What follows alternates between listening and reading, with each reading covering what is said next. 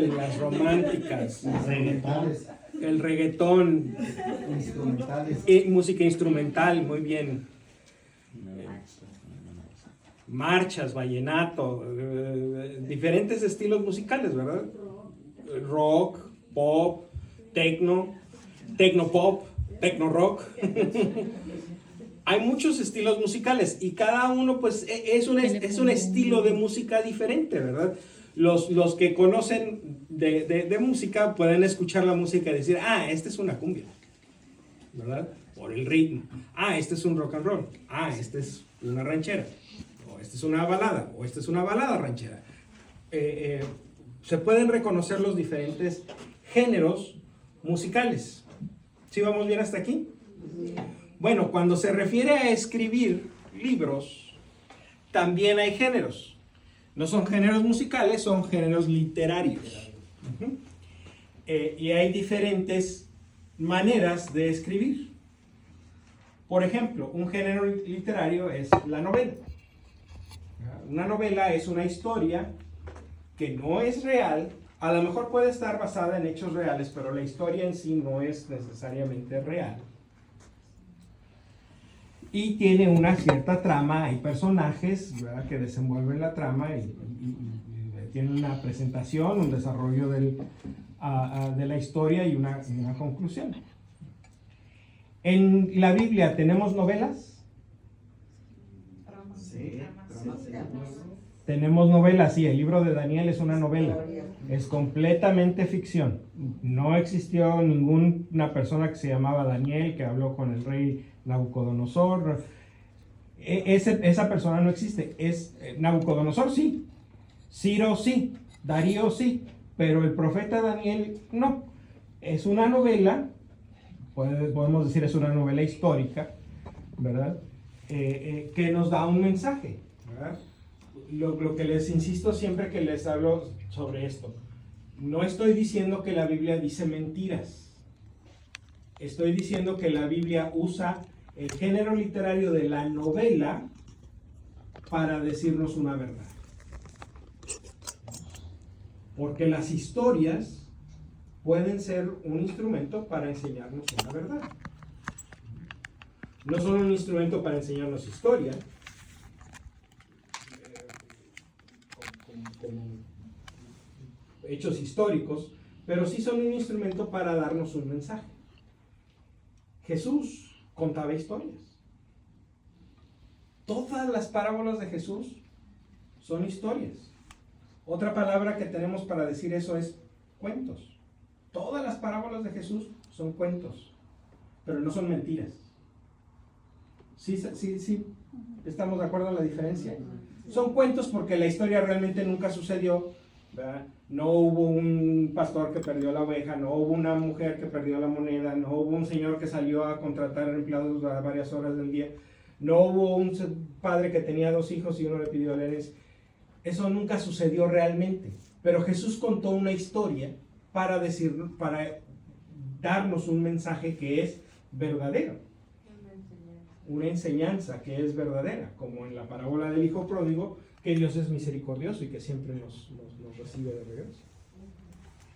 Como en la parábola de las 99 ovejas que se quedaron y la que se fue, y que el pastor fue a buscarla, bueno, que cada uno de nosotros es importante para Dios, que a Dios no le importan los números, le importa cada uno de nosotros. Entonces, es una historia, es un cuento, pero nos dice una verdad.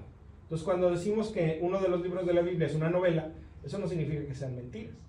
Eso significa que esa es la manera en que Dios escogió para transmitirnos ese mensaje en particular. ¿Sí? ¿Estamos? Y en la Biblia encontramos metáforas, una cosa metáforas que comparamos en el Apocalipsis, vamos a encontrar metáforas. En Mateo 5:13, que habla acerca de que vosotros somos la sal de la tierra, la luz del mundo, todo eso sí, que son comparaciones con metáforas. Muy bien. ¿Cómo se llama un libro que tiene canciones? Un cancionero. ¿En la Biblia tenemos cancionero? Sí. ¿Sí? Es el libro de los Salmos. Son 150 canciones, ¿verdad?, que están en el cancionero de la Biblia, que es el libro de los Salmos. ¿Tenemos en la Biblia un libro de poesía? Sí. Sí, el Cantar de los Cantares es una poesía, de hecho es una poesía erótica. Este es Rated X, pero es la manera en que Dios nos transmite la intensidad de su amor por nosotros, hablándonos con imágenes eróticas, ¿verdad? No románticas, eróticas. Y bueno, es parte de la Biblia. Entonces, diferentes libros de la Biblia tienen diferentes géneros literarios. El libro del Apocalipsis representa un género literario que se llama apocalíptico, porque el Apocalipsis es el libro más famoso que existe de este género, pero no el único. Muchos otros libros utilizan el género apocalíptico para transmitirnos su mensaje. Por ejemplo, regresando al libro de Daniel, el libro de Daniel es una novela, pero es una novela en género apocalíptico. Muchas de las cosas que vemos en el Apocalipsis las vamos a encontrar también en el libro de Daniel, y ahorita vamos a hablar de eso. ¿Qué distingue al género apocalíptico? Bueno, el género apocalíptico presenta una revelación, un conocimiento nuevo, algo que no sabíamos antes. Y es acerca de la historia. El género apocalíptico trata con problemas históricos, pero los trata desde un punto de vista y de una manera diferente de la que pudiéramos nosotros pensar. Vamos a la biblioteca a sacar un libro de historia y vamos a sentarnos a leer. Esta es la historia de México. Empezamos con los pueblos indígenas que vivían, los olmecas y los toltecas. Esa es una manera de hacer historia. El género apocalíptico es una manera diferente de hacer historia. Porque en el género apocalíptico, el autor escribe en primera persona. Es decir, el autor escribe: yo, fulano, estoy diciéndoles esto, en primera persona. Siempre el autor habla de yo. Y vemos en el Apocalipsis, dice Juan a las 7 iglesias de Asia: yo, Juan, hermano de ustedes, con quien comparto las pruebas del reino, etcétera, etcétera. ¿Sí? Entonces, el libro está escrito en primera persona. El autor es el que nos está platicando lo que él está experimentando. Y el autor tiene visiones celestiales, ve cosas que no están en la realidad del universo conocido, ¿verdad? Ve cosas en el cielo, o recibe un mensaje de un personaje que viene del cielo, ¿sí? Un ángel, por ejemplo. Entonces, cualquiera de las dos. En el libro del Apocalipsis en particular pasan las dos cosas. Juan tiene visiones y también recibe mensajes de personajes celestiales. Pero todos los libros del género apocalíptico tienen esa característica, que el autor tiene visiones y recibe mensajes del cielo.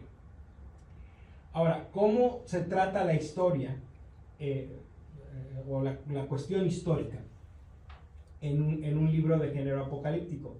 La historia se ve en dos planos: el plano humano, o sea, Juan en el Apocalipsis nos va a hablar de sucesos humanos en el mundo que conocemos, pero también va a ver esos sucesos desde el otro lado, desde el cielo, desde el plano divino.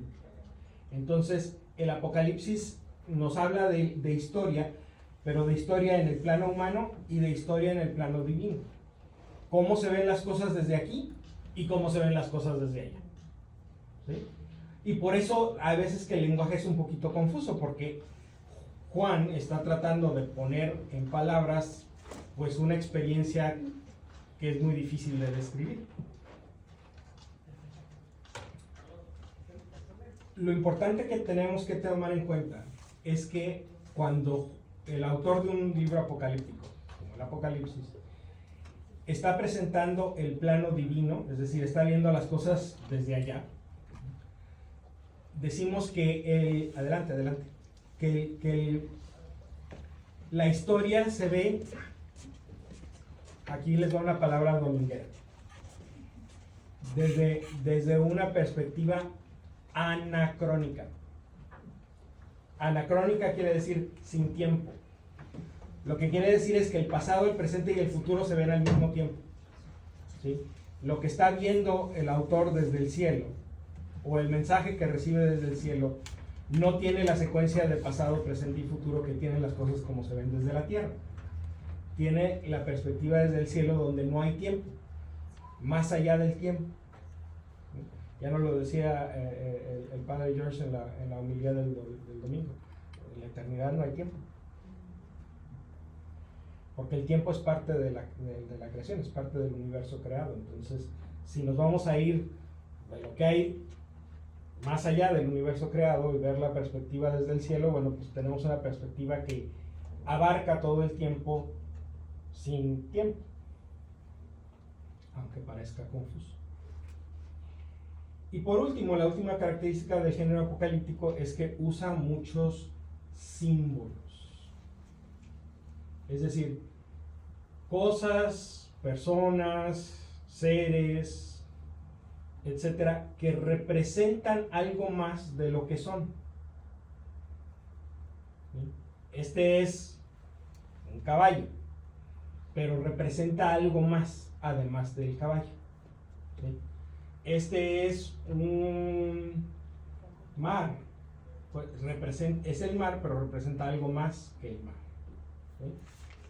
Sí estamos viendo, todo lo que se narra usa el lenguaje simbólico para darnos o para permitirnos hablar de estas cosas desde el plano divino y poder más o menos hacer entender un poquito acerca de cómo funcionan las cosas. ¿Sí vamos bien? ¿Sí vamos bien? Ok. Si están un poquito confundidos, decir, bueno, ¿y eso qué significa anacrónico y lenguaje simbólico y todo eso? Vamos a ir viendo ejemplos, pero vamos por partes. Quería presentar el hecho de que estas son características del género apocalíptico que no son únicas de este libro. Hay mucha literatura apocalíptica y toda es parecida. En todas hay bestias, en todas hay mensajes, en todas hay ángeles, porque cada uno de estos elementos de la historia tienen un significado y un propósito. Ok. Entonces, lo primero que vamos a decir sobre el libro es, pues, quién lo escribió. El autor se identifica a sí mismo como Juan. En el capítulo 1 lo hace 3 veces en el primer versículo. Esta es la revelación de Jesucristo. Dios quiso que enseñara a sus servidores mediante esta revelación lo que va a suceder pronto. Envió a su ángel para que se lo transmitiera en forma de visiones a su servidor. Y luego en el versículo 4 dice, Juan a las 7 iglesias de Asia. Y en el versículo 9 dice, yo Juan, hermano de ustedes, con quienes comparto las pruebas, el reino y la perseverancia en Jesús, me encontraba en la isla de Patmos. 3 veces al principio y una vez al final. En el capítulo 22, verso 8, dice, yo Juan vi y oí todo esto. Al terminar las palabras y las visiones, caí a los pies del ángel que me había mostrado todo esto para adorarlo, etc. Entonces, 4 veces en el libro del Apocalipsis, el autor se identifica a sí mismo como Juan. Y la tradición de la iglesia ha identificado a este Juan con el mismo Juan que creemos que escribió el 4 evangelio y con el mismo Juan que creemos que escribió las 3 cartas que llevan su nombre. Pero aquí tenemos un problema. ¿El autor del 4 evangelio se identifica a sí mismo como Juan? No. El autor parece ser que se identifica como el discípulo amado, ¿se acuerdan? La semana pasada. Si en el evangelio era el discípulo amado y era bien importante que nadie supiera que era Juan, en este libro el autor insiste que es Juan. Entonces no parece que es la misma persona, ¿verdad? O sea, parece que son dos maneras de escribir diferentes. Entonces no estamos tan seguros. Hay algunos temas en el libro del Apocalipsis que se relacionan con temas del Evangelio de Juan. Y por eso esa es una especie de prueba, una sugerencia a favor de que sí es la misma persona. Pero no estamos seguros. Sabemos que el autor se llama a sí mismo Juan, pero no sabemos si es el mismo Juan. La tradición de la iglesia, o sea, tradicionalmente se piensa que sí, es el mismo Juan. ¿Okay? Esa es la persona que escribe. Ahora, ¿para quién lo escribe? Juan lo dedica. Juan a las 7 iglesias de Asia.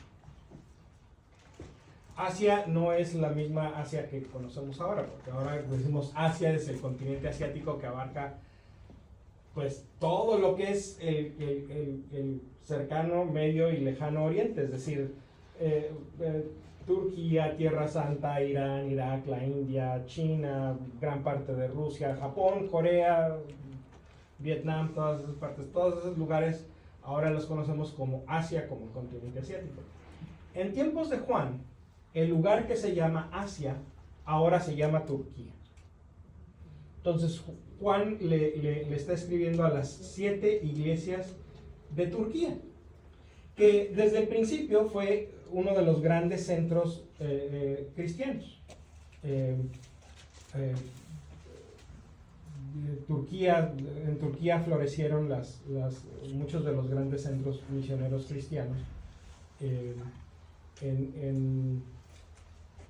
En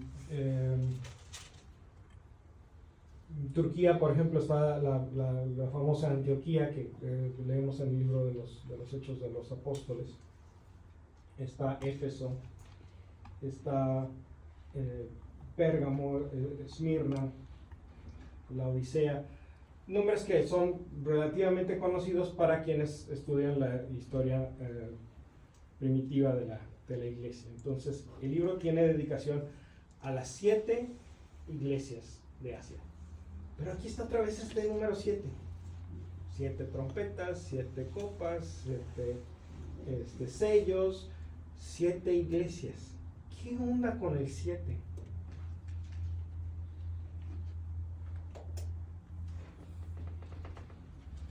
Vamos por partes. Ahorita vamos a ver lo de los números, pero ya tenemos quién es el autor, o sea, quién escribe. Ya tenemos a quién escribe. Ahora, ¿de qué se trata el libro? Del fin del mundo. Fin del mundo. Un mensaje de esperanza. Un mensaje de esperanza. Tibio. Ahí va, cercano. De la revelación. Es una revelación, sí. Pero ¿acerca de qué? No, algo de fin del mundo, como Del fin algo del de mundo. que este mundo no va a existir por siempre. Ok. De la segunda venida. De la segunda venida de Jesús, ¿qué más? De la esperanza de que De la esperanza. haya fin a la esclavitud. Fin a la No esclavitud. precisamente. Al pecado, por lo menos. Al pecado, muy bien. Ok. Algunas de estas respuestas se estaban acercando. Por aquí la esperanza. El mensaje fundamental del libro del Apocalipsis es la felicidad. Es la felicidad y todo el mundo tiene miedo. No, exacto.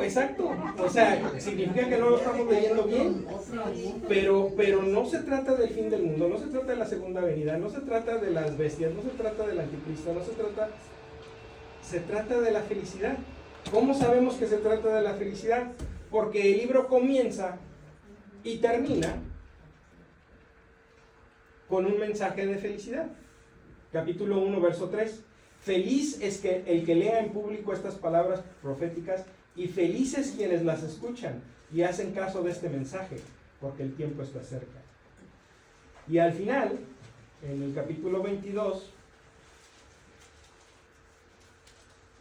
verso 7, feliz el que guarda las palabras proféticas de este libro. Entonces, al principio y al final, como haciendo sándwich a todo el libro, están a otro que le gustan los sándwiches. A ver, ¿quién se acuerda a quién le gustaban los sándwiches? A Marcos, muy bien. Haciéndole sándwich a todo el libro están 2 invitaciones, 2 declaraciones a la felicidad. Felices los que escuchan estas palabras. Entonces, esa es la clave en la que vamos a leer el resto del libro. El libro se trata acerca de la felicidad. Y aunque a veces parece que es una película de ciencia ficción y de efectos especiales, ¿verdad? Se trata de la felicidad. Entonces no debemos de perder de vista la clave con la que vamos a leer el libro.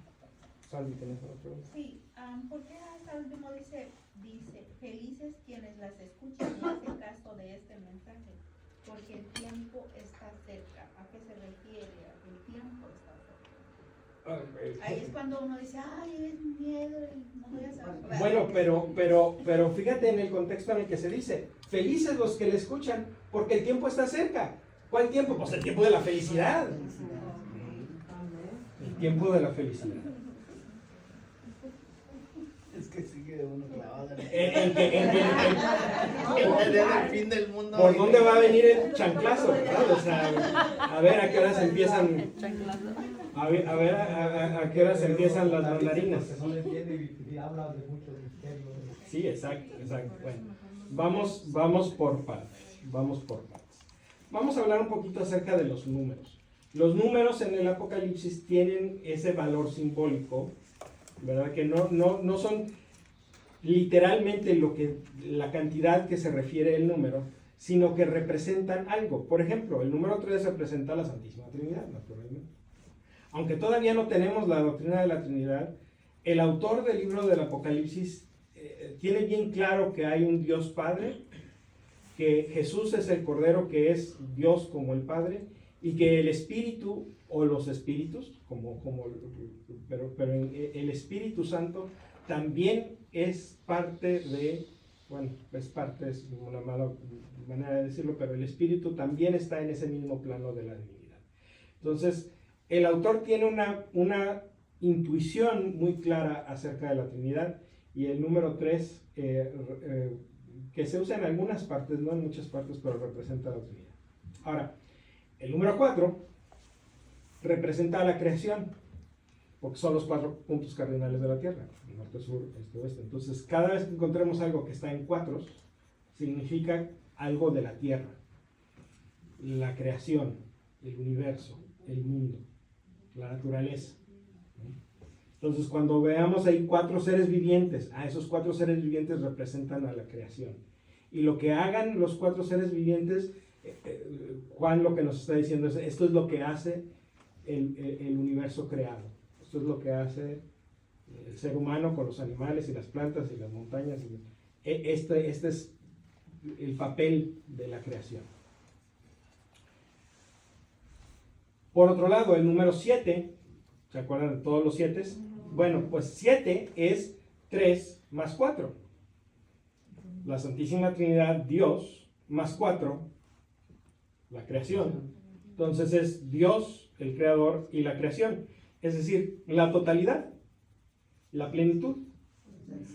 Es el 7. Cuando queremos hablar de decir todo, el libro utiliza el número 7. Entonces, cuando decimos que el libro está dirigido a las 7 iglesias de Asia, a todas las iglesias, o si queremos decirlo de otra manera, a toda la iglesia universal. O sea, este es un mensaje para todos. ¿Sí? Está un poquito en clave, pero la clave no es como muchas veces se oye por ahí de que si le encuentras la letra en esta página y le aumentas 3 páginas y encuentras la otra letra, te va a dar el nombre de la persona que se va a sacar la lotería la próxima semana. No, así no funciona. Este código de lo que significan cada uno de estos números era algo bien conocido. Es como cuando nosotros decimos, iba a 1000 por hora. Todos sabemos lo que significa eso, ¿verdad?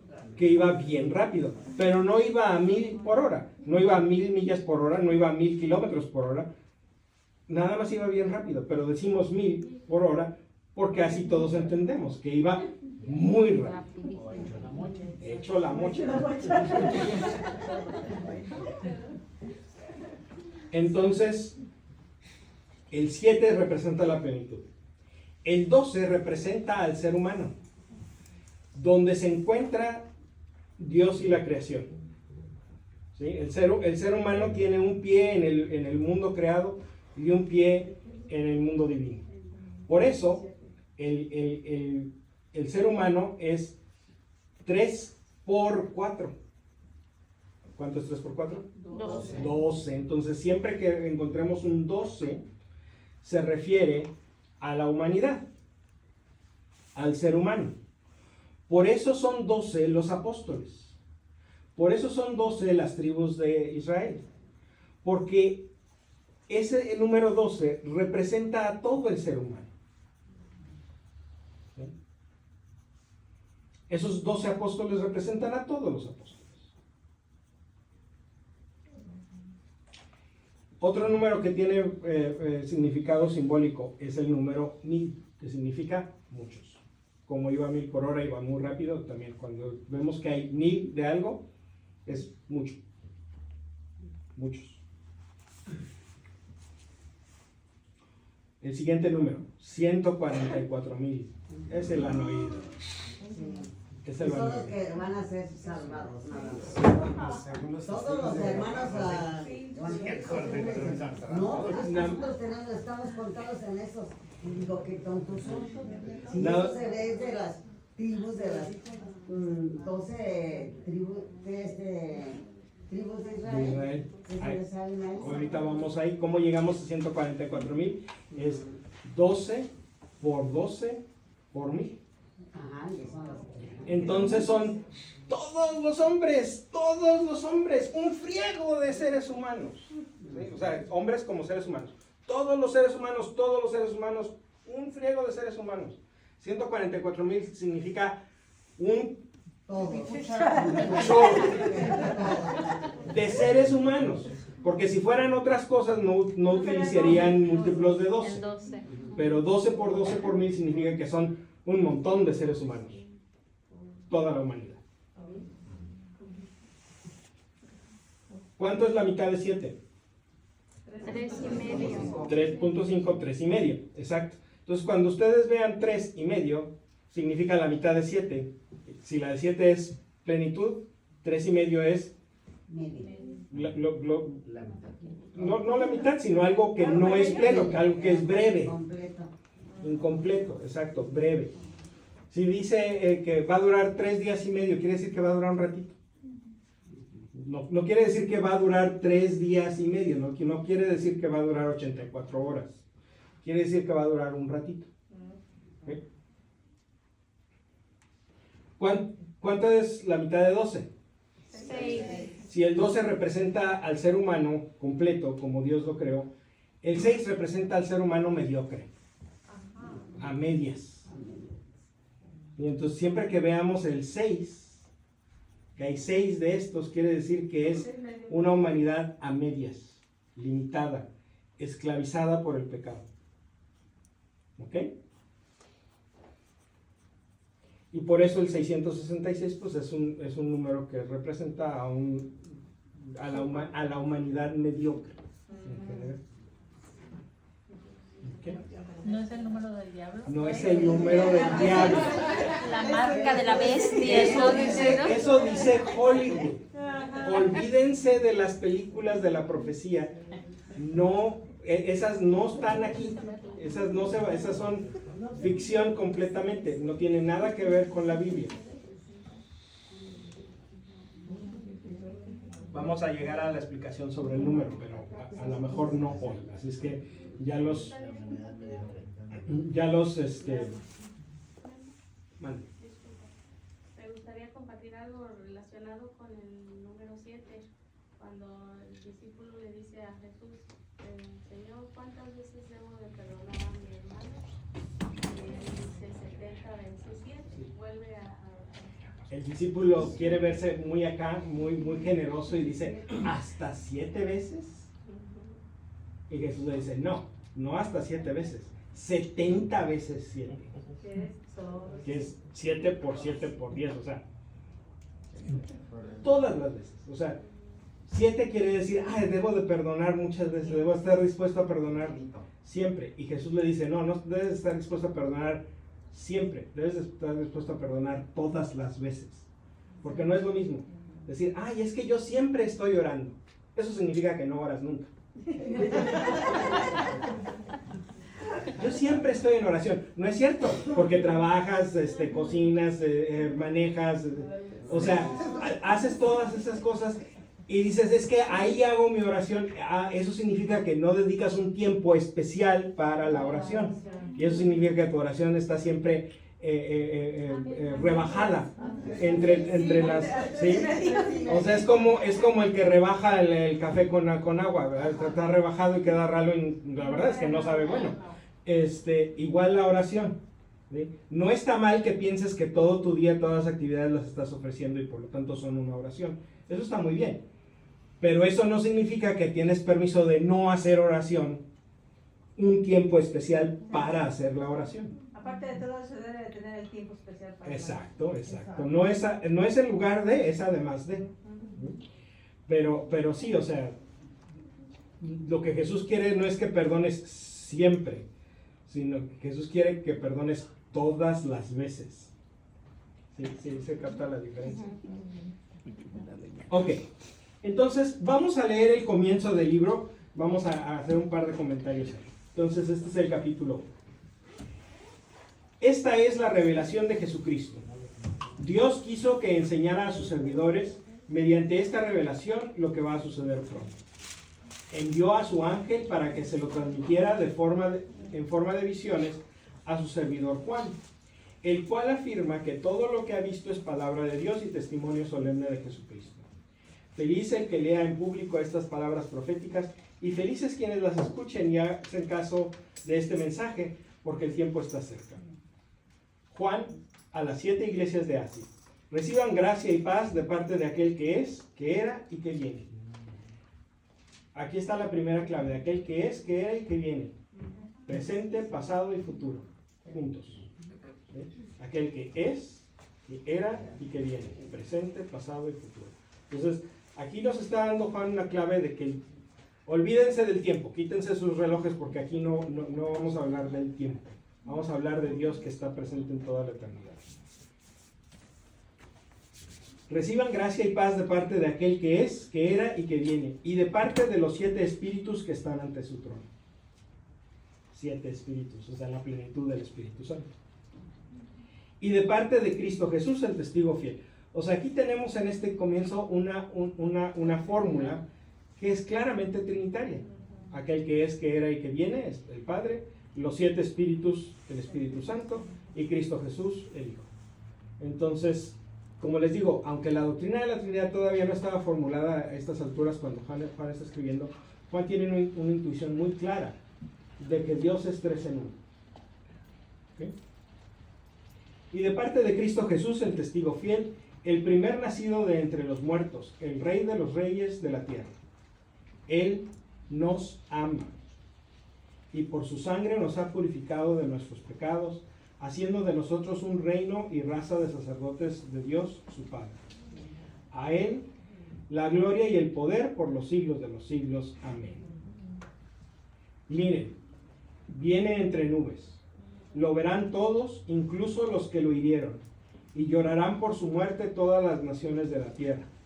Sí, así será. Yo soy el Alfa y la Omega, dice el Señor Dios, aquel que es, que era y que ha de venir, el Todopoderoso. Aquí estamos escuchando una expresión que a lo mejor nos conviene detenernos a hablar un poquito acerca de ella. Alfa y Omega. ¿Qué son Alfa y Omega? El principio y el fin. ¿Por qué? ¿Por qué Alfa es el principio y por qué Omega es el final? Porque no hay principio ni fin. Pero ¿por qué se usa la palabra alfa para designar el principio y la palabra omega para designar el final? Porque son las letras del alfabeto. Porque son la primera y la última letra del alfabeto griego. Es decir, yo soy el alfa y la omega en griego. Si esta persona que está hablando quisiera hablar en español, diría yo soy la A y la Z. El principio y el fin y todo lo que está en medio. ¿Sí? O sea, Dios está haciendo claro que Dios está presente en todo el universo. Y Dios es el principio. Porque Dios es la fuente del ser de todas las cosas creadas. En los domingos rezamos el credo que dice: creo en un solo Dios, Padre Todopoderoso, Creador del cielo y de la tierra, de todo lo visible y lo invisible, es decir, de todas las cosas. Todo lo que existe tiene su fundamento en que Dios lo creó. ¿Puedo hacer una pregunta? Sí. Entonces, si dices de lo visible e invisible, ¿quiere decir que hay otro mundo invisible que nosotros no conocemos? Quiere decir que hay cosas que conocemos y cosas que no conocemos. Y aunque no las conozcamos, estamos diciendo, si existen, es que Dios las creó. Pero aquí pudiéramos preguntarnos, bueno, ¿y entonces quién creó a Dios? ¿Quién creó a Dios? Pues él dice que es el principio y el fin, así que no tuvo el principio y el fin. Él es el principio y el fin, entonces Él no tiene principio y fin. Pero ¿cómo puede ser esto? Es un espíritu que Si no- todas las cosas que existen alguien las creó, A él. ¿a Él quién lo creó? Esta es una pregunta que yo me hacía muy seguido, pero les voy a enseñar un truco. Si quieren, si algo es difícil de pensar o difícil de demostrar, pensándolo en el afirmativo, es decir, Dios no tiene principio, Dios no tiene creador, ¿no? Denle la vuelta y vean si hace sentido. Ok, vamos a pensar, supongamos, Dios tiene un creador. Que lo crea Dios. Entonces vamos a llamarle a este creador de Dios Super Dios. Sí. Entonces, Super Dios crea a Dios, Dios crea el universo. ¿Y quién ¿Ok? crea a Super Dios? Entonces, ¿quién creó a Super Dios? Super Dios. No Pues pensar entonces, más allá y más allá. Super Dios 2, ¿verdad? Uno. O lo que sea, o Ultra Dios. Entonces, si Ultra Dios crea a Super Dios crea a Dios, Dios crea el universo. Entonces, ¿quién creó a Ultra Dios? Se fijan que nos podemos llevar toda la vida preguntando, ¿y quién creó a? ¿Y quién creó a? Entonces, ¿y quién creó a este? ¿Quién creó a este? ¿Quién creó a este? El problema es que se nos va a acabar el tiempo. No es que se nos vaya a acabar el tiempo de preguntar. Se nos va a acabar el tiempo para que este crea, este crea, este crea, este crea, este. Vamos a llegar a un momento en que todos esos actos de creación necesitan más tiempo del tiempo que hay. ¿Sí? O sea, porque el tiempo empezó en algún momento, ¿verdad? Entonces, solamente tenemos ese tiempo para pensar que hay una cadena de creadores, de que este creaba este y que este creaba este. Pero esa cadena no puede ser infinita, porque se nos acaba el tiempo. O sea, llegamos a un momento en que ya estamos antes de la creación. Entonces, ¿qué pasa? Entonces, fíjense lo que hicimos. Tomamos la proposición contraria. Dios tiene un creador. Y le empezamos a dar vueltas y llegamos a un absurdo. Llegamos a algo que no puede ser, que es completamente ilógico y completamente irracional. Entonces, eso quiere decir que esta proposición, Dios tuvo un creador, tiene que ser falsa. Porque es ilógica, es irracional. Entonces quiere decir que la proposición contraria tiene que ser verdadera. Dios no tiene un creador. Y hace sentido, Dios es el sostén de su propio ser. Por eso cuando Dios le habla a Moisés desde la zarza ardiente, le dice, yo soy el que soy. Todas las demás cosas existen. Yo soy. La piedra existe, la bocina existe, el atril existe, el micrófono existe, tú existes, yo existo, pero Dios es. ¿Sí? O sea, nosotros, todas las demás cosas y todas las personas recibimos nuestra existencia de Dios, pero Dios es el ser. Una de las cosas que nos estorban es esta idea que tenemos de Dios como un viejito que vive en la azotea del universo, al que le vamos a pedir cosas cuando tenemos problemas. ¿Sí? esa idea nos impide ver que Dios no es parte de este universo, no es como otro ser. O sea, nosotros tenemos piedras, plantas, árboles, peces, leones, águilas, seres humanos, planetas, estrellas. Todas esas son seres individuales que existen en el universo, ¿verdad? Dios no es uno más que estos. Dios es el ser que permite, o sea, no es, Dios es el ser. Y porque Dios es el ser, su ser permite que todas estas cosas existan, ¿sí? Pero Dios está en un plano diferente. Dios no es un superhombre. Dios, el Dios en el que creemos nosotros, no es como los dioses de las mitologías, ¿verdad? No es como Zeus, no es como Thor, ¿verdad? No es como Huitzilopochtli, ¿verdad? Que simplemente eran otros seres diferentes, ¿verdad? De diferente especie, pero siguen siendo seres en el universo creado. Dios está más allá del universo creado. No es uno más de los seres que conocemos. Es el ser que le da ser a todo lo que existe. Y en este caso, todos estos dioses o seres que existen, que Thor, Huitzilopochtli, todos estos, ¿tuvieron un fin? Pues sí, algunos de ellos se morían, efectivamente. Entonces, por lo tanto, no podrían ser dioses. Y luego revivían. O sea, el chiste es que hacían trampa. Los dioses hacían trampa. Se morían, pero nomás de mentiritas. Mitología. Es mitología, exacto. Es una manera que las diferentes culturas tenían de explicar cosas que no podían entender. Pero nosotros no pensamos así de Dios. El Dios en el que creemos no es nuestra muletilla para explicar cosas que no entendemos. El Dios en el que creemos es la necesaria causa que causa todo lo demás. Porque si algo existe es que alguien lo creó. Y el que lo creó tiene que ser el creador. Así de fácil. Las cosas no aparecen mágicamente de la nada.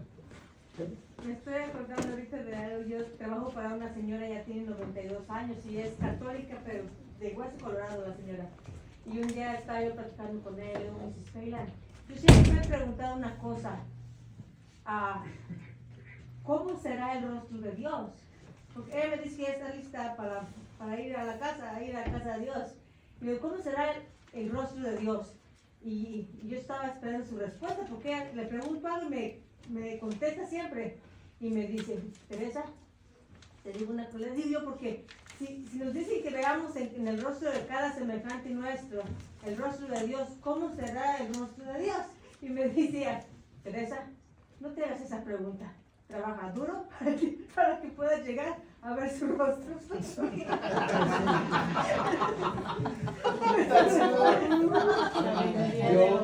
Yo pienso que es una muy buena respuesta. Yo pienso que efectivamente esta señora sí está lista para ir a ver el rostro de Dios.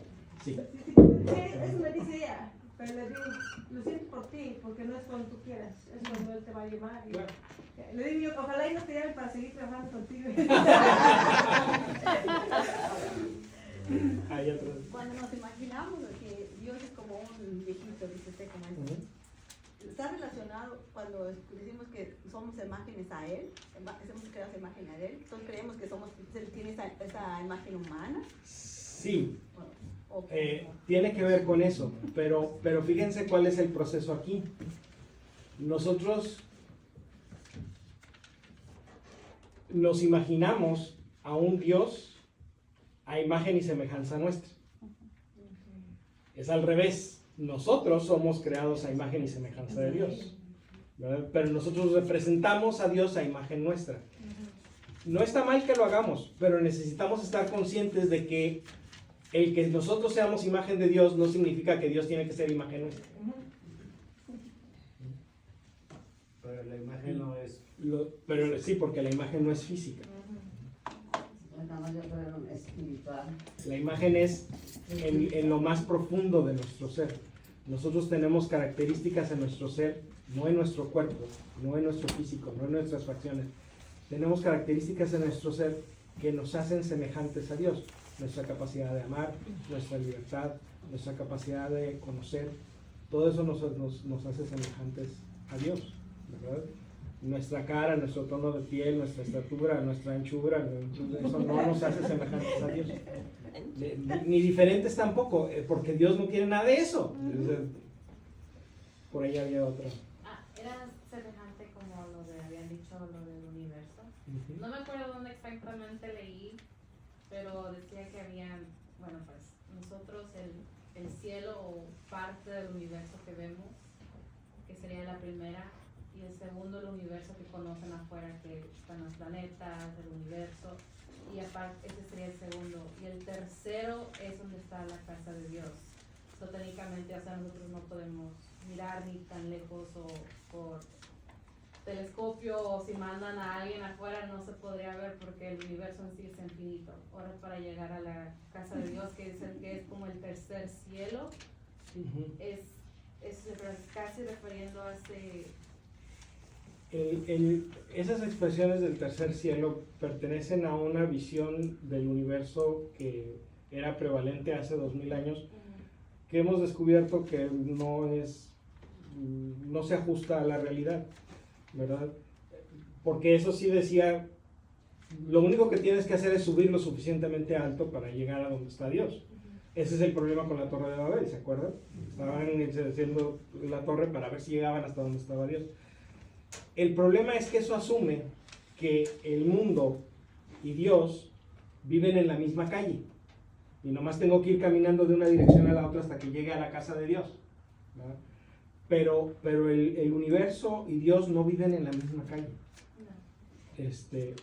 Entonces, no importa cuánto suba hacia arriba, no voy a llegar a donde está Dios, porque Dios no está en el universo físico, Dios trasciende al universo físico.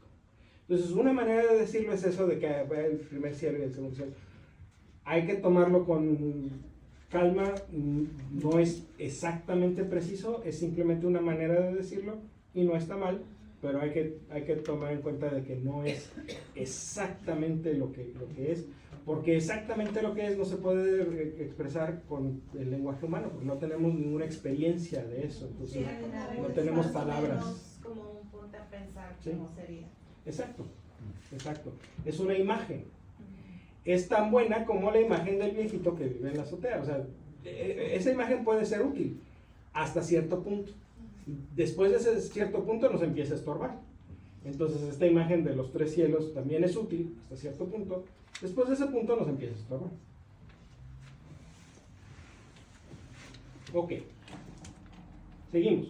Yo, Juan, hermano de ustedes, con quienes comparto las pruebas del reino y la perseverancia en Jesús, me encontraba en la isla de Patmos a causa de la palabra de Dios y por haber proclamado a Jesús. Se apoderó de mí el Espíritu el día del Señor, o sea, el domingo, y oí a mis espaldas una voz que sonaba como trompeta. Escribe en un libro lo que veas y envíalo a las 7 iglesias: a Éfeso, Esmirna, Pérgamo, Tiatira, Sardés, Filadelfia y Laodicea. Filadelfia no es Filadelfia, Pensilvania, es Filadelfia, lo que ahora es Turquía, la original Filadelfia. Entonces aquí están los mensajes a las 7 iglesias. Todos los mensajes, los 7 mensajes tienen la misma estructura. Comienzan dirigiendo el mensaje al ángel de la iglesia. Escribe al ángel de la iglesia, fulanita, declarando que el mensaje viene de Cristo, utilizando títulos que pertenecen a Cristo y descripciones que solo le pueden quedar a Jesucristo. Luego siguen felicitaciones por las cosas que esa iglesia ha hecho bien. Y después regaños por las cosas que esa iglesia ha hecho mal. ¿Sí? Es como una evaluación en el trabajo. O sea, aquí está lo que hiciste bien, aquí está lo que hiciste mal. Y después de las felicitaciones y los regaños vienen las recomendaciones. Ok, entonces te recomiendo que hagas esto y esto y esto para que mejores, ¿verdad? Luego hay una invitación a escuchar y una promesa para los victoriosos. Todos los 7 mensajes tienen la misma estructura. Vamos a leer el primero para ver esa estructura. En el capítulo 2 leemos. Entonces el primer punto es que está dirigido al ángel de cada iglesia. Al ángel de la iglesia que está en Éfeso, escribe. Entonces está dirigido al ángel de la iglesia de Éfeso.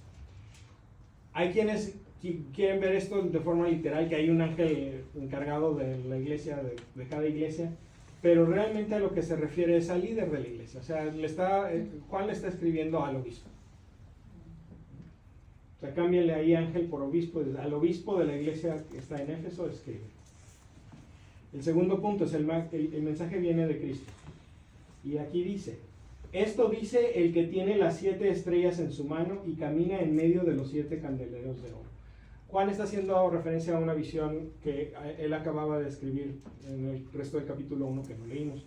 Entonces, pero el que tiene las 7 estrellas en la mano y camina por los 7 candelabros de oro es Jesucristo. Entonces, esto dice el que tiene las estrellas y camina por los candelabros, esto dice Jesucristo.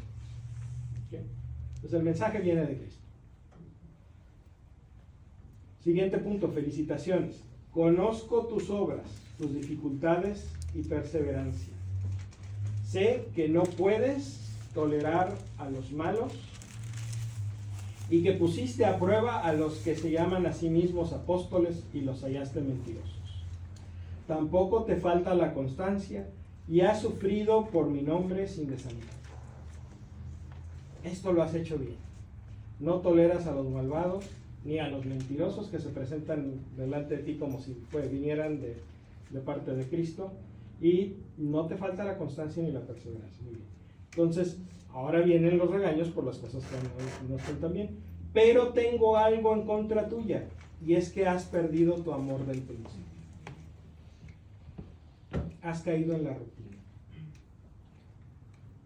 Has llegado al punto en que vas a misa porque toca.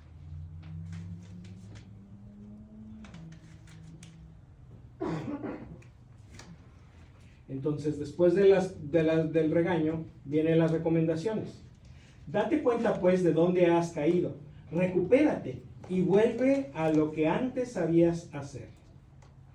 De lo contrario, iré donde ti y cambiaré tu candelero de su lugar. Eso haré si no te arrepientes. Pero ya es algo positivo que rechaces la conducta de los nicolaitas, que yo también aborrezco. No sabemos quiénes eran los nicolaitas. Pero claramente eran un grupo que no estaban haciendo las cosas bien. Jesús dice, has empezado bien por ahí. Es como la coinonía. No los aceptes. La siguiente, después de las recomendaciones, es una invitación a escuchar. El que tenga oídos, escuche el mensaje del Espíritu a las iglesias. Y por último, promesas a los victoriosos. Al vencedor le daré de comer del árbol de la vida que está en el paraíso de Dios. Entonces, esa es la estructura de cada uno de los mensajes. El siguiente es, escribe al ángel de la iglesia de Esmirna. Así habla el primero y el último, el que estuvo muerto y volvió a la vida. Sí, sigue con el mismo ciclo de felicitaciones, regaños, recomendaciones, invitación, promesa. Entonces, estos mensajes son mensajes que nos quedan a todos. Los que ya tenemos un tiempo en este negocio, por ejemplo, tenemos esa tentación de caer en la rutina, de hacer las cosas pues porque ya nos comprometimos, porque toca, porque ya que remedio, ya no es el mismo amor del principio de decir, sí, voy a hacer. Es padrísimo. Entonces, es algo que todos podemos aprovechar. Todos también hacemos cosas bien, ¿verdad? O sea, por ejemplo, perseverar en nuestra vida de fe, ¿verdad? Y algunas otras de las cosas. Entonces, el hecho de que el mensaje está escrito para el ángel de la iglesia de Éfeso no significa que no está para nosotros, porque acuérdense que las 7 iglesias son todas las iglesias, incluyendo esta. ¿Vamos bien? Entonces, los mensajes abarcan los capítulos 2 y 3.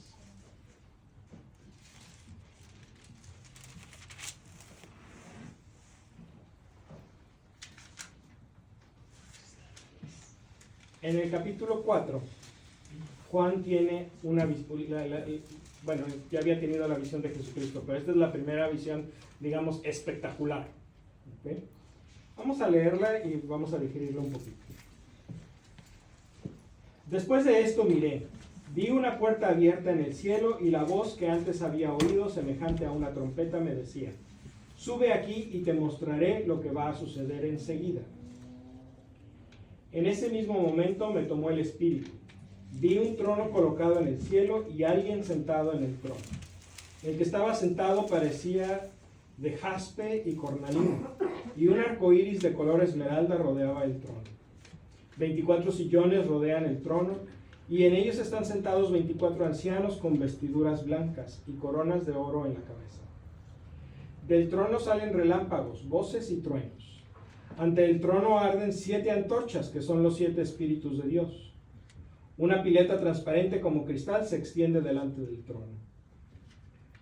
4 seres vivientes, llenos de ojos por delante y por detrás, ocupan el espacio entre el trono y lo que hay a su alrededor. El primer ser viviente se parece a un león, el segundo a un toro, el tercero tiene un rostro como de hombre, y el cuarto es como un águila en vuelo. Cada uno de los 4 seres vivientes tiene 6 alas llenas de ojos alrededor y por dentro, y no cesan de repetir día y noche: Santo, santo, santo es el Señor, el Todopoderoso, el que era, el que es y ha de venir. Cada vez que los seres vivientes dan gloria, honor y acción de gracias al que está sentado en el trono y que vive por los siglos de los siglos, los 24 ancianos se arrodillan ante el que está sentado en el trono, adoran al que vive por los siglos de los siglos y arrojan sus coronas delante del trono diciendo: vuelvan a ti, Señor y Dios nuestro, la gloria, el honor y el poder, pues tú lo mereces. Tú creaste todas las cosas y por tu voluntad existen y fueron creadas. Entonces Juan tiene una visión de lo que está pasando en el plano de Dios. Los mensajes están dirigidos a las iglesias que están en la tierra, que están ahorita en este momento, pero este capítulo 4 nos lleva, Juan es llevado, nosotros vamos con él, al plano de Dios. Y Dios está sentado en un trono.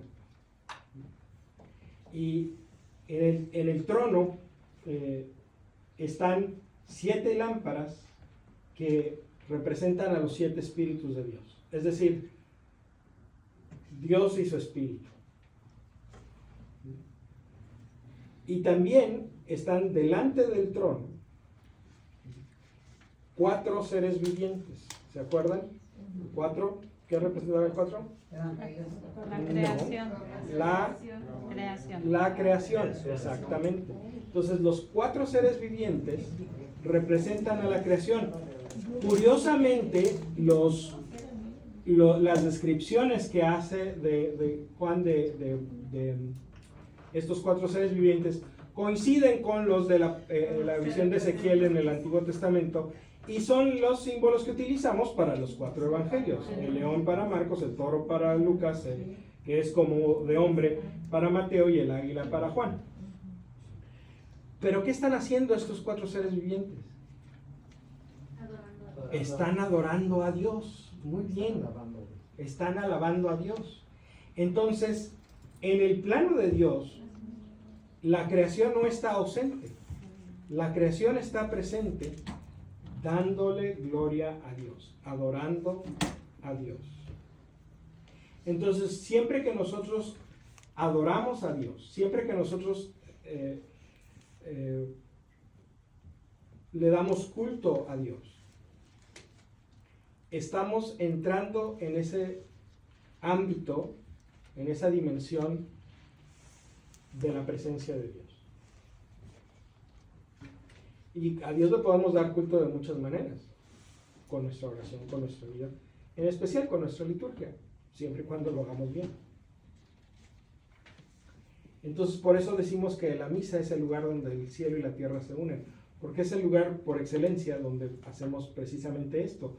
Nos tomamos conciencia que somos parte de esos 4 seres vivientes que están constantemente, no cesan de repetir día y noche: Santo, santo, santo es el Señor, el Todopoderoso.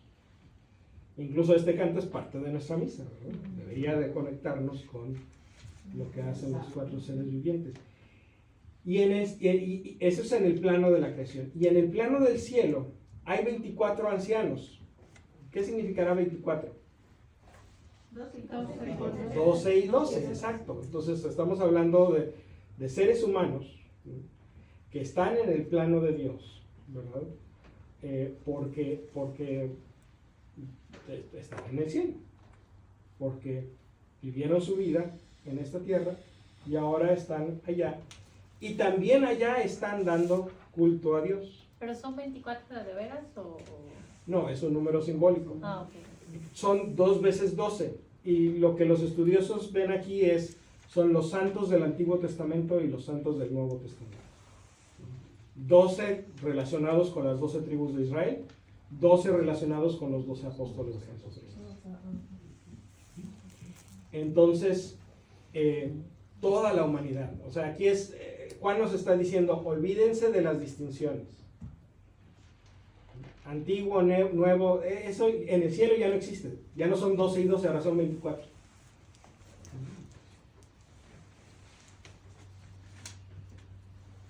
Entonces, hay culto a Dios en el cielo y hay culto a Dios en la creación.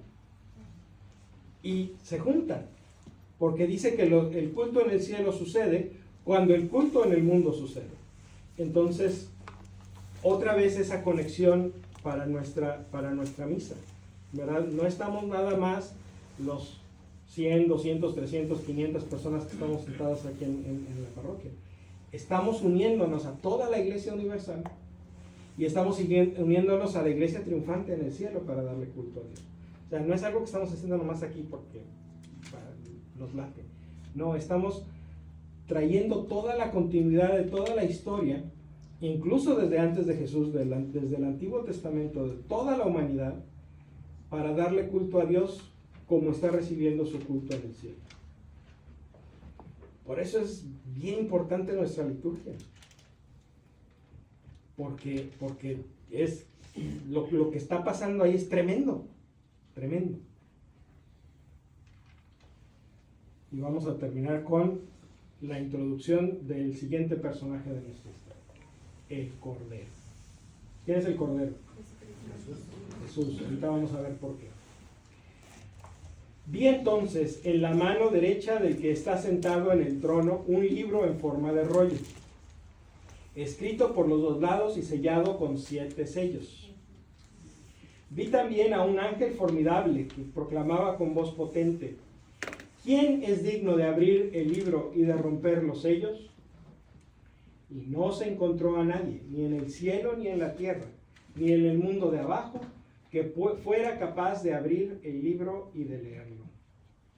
Yo lloraba mucho al ver que nadie había sido hallado digno de abrir el libro ni de leerlo.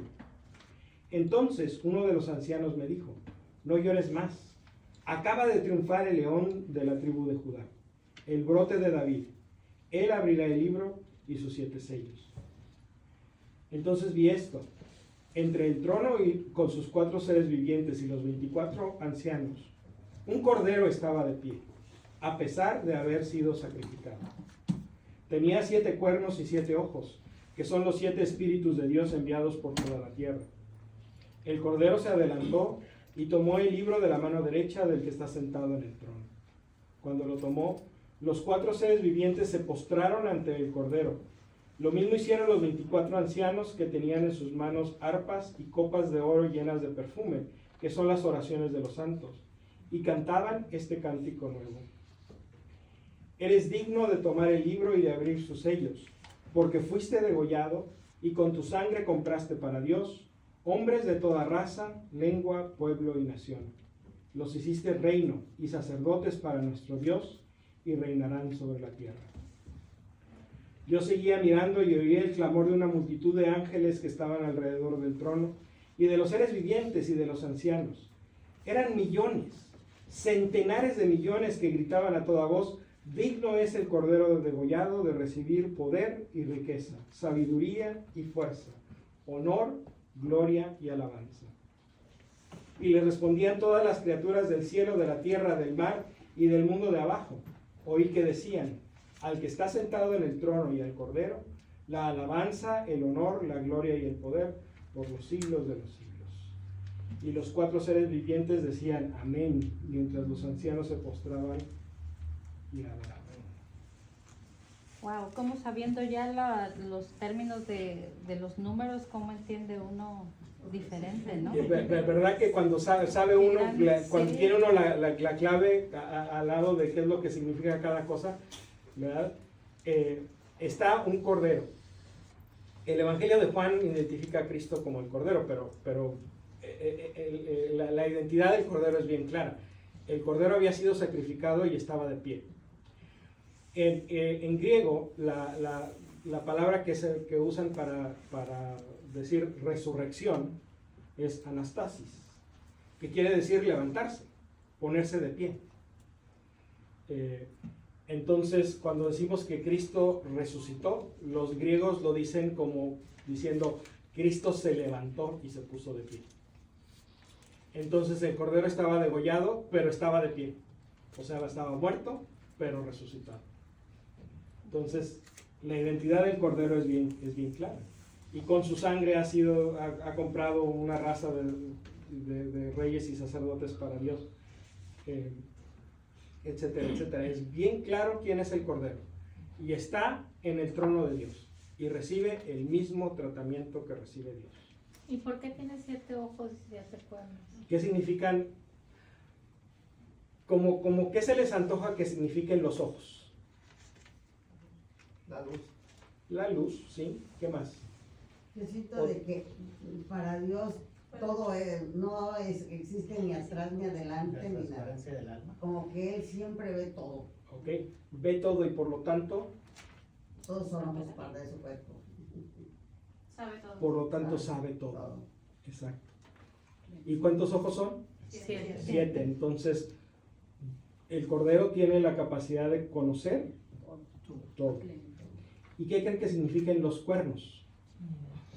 No significan lo mismo que en nuestra cultura. Pero piensen no piensen en una persona que tiene cuernos, piensen en un animal que tiene cuernos. ¿Qué representan los cuernos? Fuerza. Fuerza, Fuertes. el poder. Entonces, 7 cuernos significa que el cordero también tiene ¿cuánto poder? Todo el poder. Pleno. Toda la sabiduría, todo el conocimiento y todo el poder. El cordero fue degollado, pero porque fue levantado recibió toda la sabiduría, todo el conocimiento y todo el poder. Ahora fíjense, vamos a leer esta parte otra vez. Yo seguía mirando y oía el clamor de una multitud de ángeles que estaban alrededor del trono, de los seres vivientes y de los ancianos. Eran millones, centenares de millones que gritaban a toda voz: digno es el cordero degollado de recibir poder, riqueza, sabiduría y fuerza, honor, gloria y alabanza. ¿Cuántos fueron? 7. El culto que recibe el cordero en el plano celestial es la plenitud del culto. Toda la adoración, porque es Dios. Ahora, y les respondían todas las criaturas del cielo y de la tierra, del mar y del mundo de abajo. Oí que decían: al que está sentado en el trono y al cordero. Fíjense que los que están en el cielo no tienen que darle culto al que está en el trono, porque saben que es el mismo. El que está en la presencia de Dios se da cuenta que Dios y Jesucristo no son dos distintos, sino es el mismo.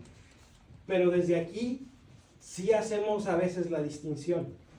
Al que está sentado en el trono y al cordero, la alabanza, el honor, la gloria y el poder. ¿Cuántos fueron? 4. ¿Y qué representa el 4? La creación. El mundo creado. Entonces nosotros hacemos desde este mundo lo que podemos. Los 4, la alabanza, el honor, la gloria y el poder, son parte de los 7 del cielo. ¿Sí? Pero nuestro culto de aquí, nuestra vida de aquí, llega hasta donde llega. el plano del cielo es el que es completo. Este plano está incompleto, o sea, no, la totalidad de nuestra vida no está aquí. Por eso la totalidad de nuestro culto a Dios tampoco está aquí. Para saber cómo va a ser la totalidad de nuestro culto, o para saber cómo va a ser la totalidad de nuestro culto, necesitamos ir al cielo, a rendir culto a Dios allá. El de aquí se parece. Todo lo que hay aquí está allá, pero allá hay más. ¿Estamos bien? ¿Sí? ¿Preguntas?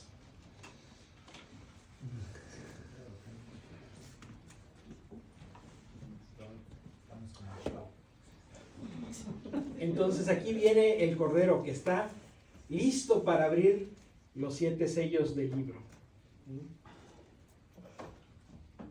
Continuará la próxima semana.